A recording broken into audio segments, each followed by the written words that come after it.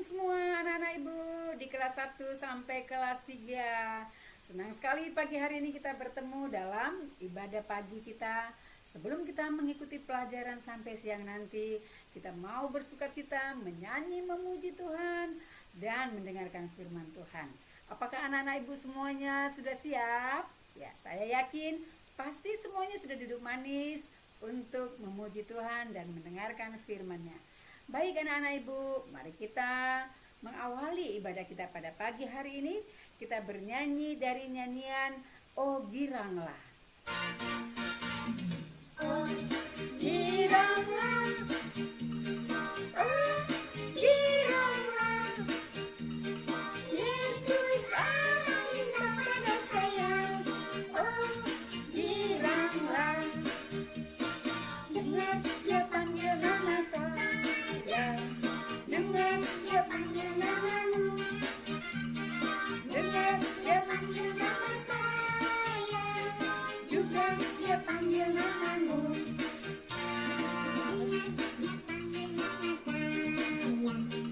Dengar dia panggil namamu, dengar dia panggil nama saya, juga dia panggil namamu.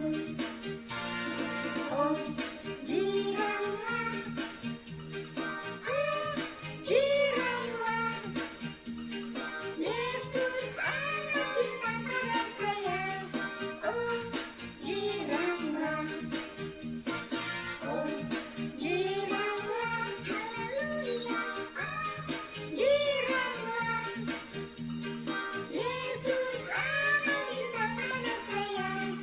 Oh giranglah, oh. Baik anak-anak ibu sekalian, kita berdoa terlebih dahulu. Mari kita berdoa. Tuhan Yesus yang baik, terima kasih untuk pagi hari ini. Anak-anak kami semua dari mulai kelas 1 sampai kelas 3 sudah siap untuk mendengarkan firman Tuhan sebelum mereka memulai pelajaran sepanjang pagi sampai siang nanti. Engkau berkatilah kami Tuhan, supaya kami sungguh boleh belajar dari firman Tuhan yang dapat kami lakukan dalam kehidupan kami sehari-hari. Bagaimana kami menjadi seorang anak yang kudus dan suci hatinya. Terima kasih Tuhan, terpujilah Engkau. Dalam nama Yesus kami berdoa. Amin. Nah, anak-anak ibu sekalian, pada pagi hari ini ibu akan memberikan renungan dengan tema berbahagialah orang yang suci hatinya, karena mereka akan melihat Tuhan. Nah, anak-anak ibu sekalian, kita mungkin tahu semua cerita tentang Samuel, ya. Bagaimana Samuel bertemu dengan Tuhan dan dia menjadi seorang yang melayani Tuhan. Nah, pada waktu itu Samuel belum lahir, tetapi ibunya adalah seorang yang sangat taat kepada Tuhan. Ibunya bernama Hana, ya. Hana seorang yang mandul. Mandul artinya dia waktu itu nggak bisa punya anak, lama nggak punya anak. Tetapi dia terus berdoa, dia terus meminta kepada Tuhan supaya Tuhan mengaruniakan anak kepadanya. Dia pergi ke bait suci setiap hari, dia berdoa. Tetapi banyak orang yang mengejek dia, mengatakan bahwa Hana, nggak mungkin kamu punya anak karena kamu sudah lama tak punya anak. Tetapi Hana tetap setia berdoa kepada Tuhan. Dia terus berharap, beriman kepada Tuhan.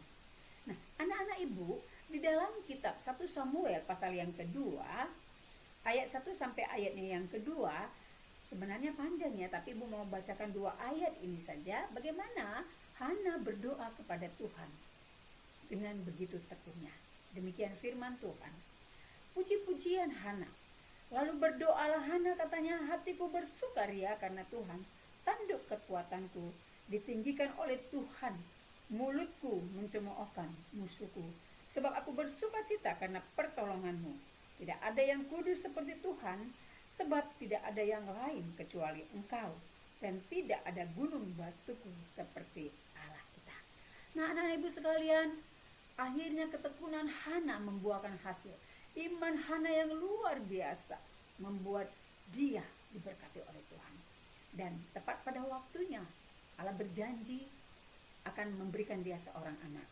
Hana hamil, kemudian dia pun melahirkan anak, diberi Samuel namanya. Nah, waktu itu Hana berjanji nih kepada Tuhan, kalau nanti Samuel sudah besar, maka dia akan dipersembahkan untuk Tuhan, untuk melayani Tuhan di rumah Tuhan.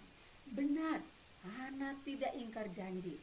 Waktu Samuel berusia 2 tahun, Hana membawa dia mulai ke bait Allah. Diserahkan kepada Imam Eli. Ya, anak-anak ibu ya.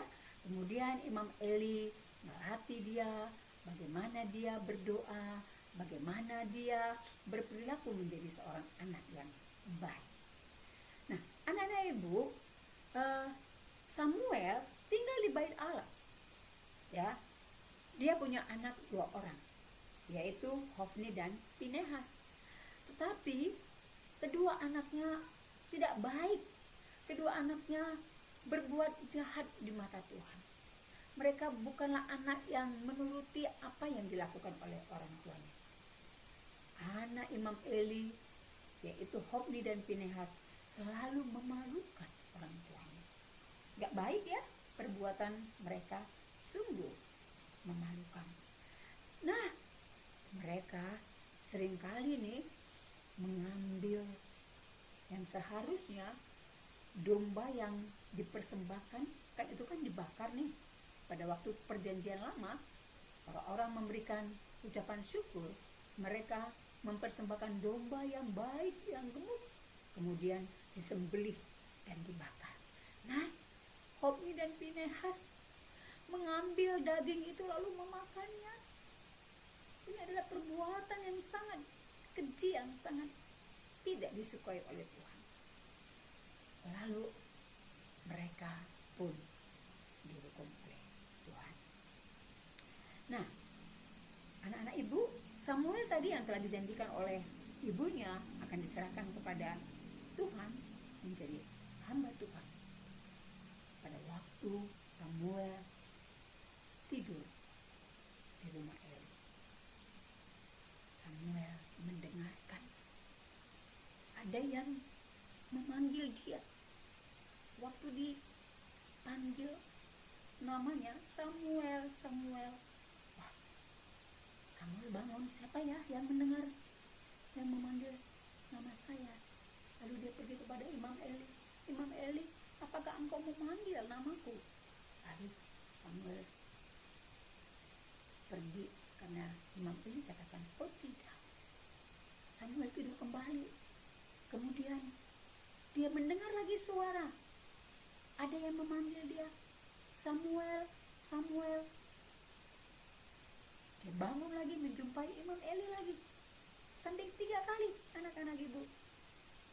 Nah, setelah yang ketiga kali, Samuel pun menjumpai Imam Eli lagi. Lalu Imam Eli baru mengerti. Ternyata Allah lah yang memanggil Samuel. Allah lah yang memanggil dia. Karena Samuel akan dijadikan sebagai hamba, sebagai imam kalau nanti dia sudah besar. Nah, anaknya ibu yang kekasih di dalam Tuhan Yesus, ketika Samuel mendengarkan suara memanggil dia tidak mengabaikan, tetapi dia cepat-cepat tanggap dan memberi respons, memberi jawaban, beri tanggapan. Nah, anak-anak ibu, satu kali Israel diserbu oleh musuh mereka, itu orang-orang Filistin. Dan anak Imam Eli, yaitu Hofni dan Pinehas, mereka ikut berperang melawan orang Filistin. Orang Filistin menang dan sangat menyedihkan sekali. Kenapa anak Imam Eli mati di medan peperangan? Ini adalah hukuman Tuhan bagi mereka karena mereka berbuat dosa yang keji di hadapan Tuhan. Sungguh Tuhan tidak suka kepada anak-anak yang berbuat dosa.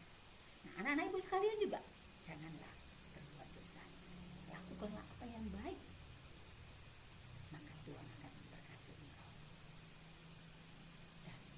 Imam Ali begitu sedih ketika dia mendengarkan anaknya meninggal. Dan dia pun berduka cita. Mereka sungguh sedih sekali. Samuel semakin besar dan semakin diberkati oleh Tuhan. Dia tetap mendengarkan suara Tuhan. Nah, anaknya yang kekasih dalam nama Tuhan Yesus, mengapa Samuel bisa bertemu dengan Tuhan? Mengapa Samuel melayani Tuhan? Ada rahasianya. Samuel bisa bertemu dengan Tuhan, menjadi hamba Tuhan. Yang pertama, karena Samuel suci hatinya, ia tidak melakukan dosa. Sekalipun ia melihat kakak-kakaknya, seniornya, anak-anak Imam Eli melakukan banyak dosa, tetapi Samuel tetap menyucikan hatinya, memperbaiki kelakuannya dan tidak mau ikut-ikut dalam dosa. Yang kedua adalah Samuel taat dan rajin melayani Tuhan. Dan yang ketiga, Samuel dengar-dengaran pada firman Tuhan. Maukah kamu bertemu dengan Tuhan? Maukah kamu senantiasa berkomunikasi dengan Tuhan, memiliki hubungan yang baik, harmonis dengan Tuhan? Jagalah hatimu, maka engkau akan dapat melihat Tuhan di dalam hidupmu. Demikianlah firman Tuhan pada pagi hari ini, anak-anak ibu sekalian. Biarlah Tuhan memberkati kita semua. Amin. Kita berdoa. Terima kasih Bapa untuk pagi ini. Engkau sudah memberkati kami lewat ibadah kami. Engkau berkatilah kami di dalam mengikuti pelajaran sepanjang hari ini. Dalam Yesus kami berdoa. Amin. Terima kasih. Sampai ketemu minggu yang akan datang.